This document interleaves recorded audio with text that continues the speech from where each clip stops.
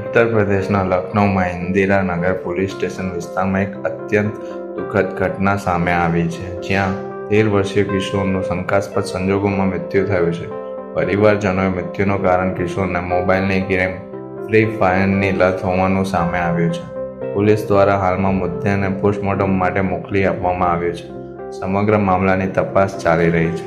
મૃતક કિશોરની ઓળખ વિવેક ઉંમર 13 તરીકે થઈ છે, જે મૂળ સીતાપુરનો રહેવાસી છે અને હાલમાં તેના પરિવાર સાથે ઇન્દિરાનગરના પરમેશ્વર એન્કલેવ કોલોનીમાં ભાડાના મકાનમાં રહેતો હતો. પરિવાર 8 દિવસ પહેલાં જ આ વિસ્તારમાં રહેવા આવ્યો હતો. મૃતકની બહેન અંજુએ આપેલી માહિતી મુજબ બુધવારના રોજ વિવેક ઘરે એકલો હતો અને સતત પોતાના મોબાઈલ ફોન પર ગેમ રમી રહ્યો હતો. હજુ થોડા સમય માટે રૂમમાંથી બહાર નીકળી હતી. જ્યારે તે પાછી આવી ત્યારે વિવેક બેભાન અવસ્થામાં હતો અને તેનો મોબાઈલ ફોન ચાલુ હતો, જેમાં ફ્રી ફાયર ગેમ ચાલી રહી હતી.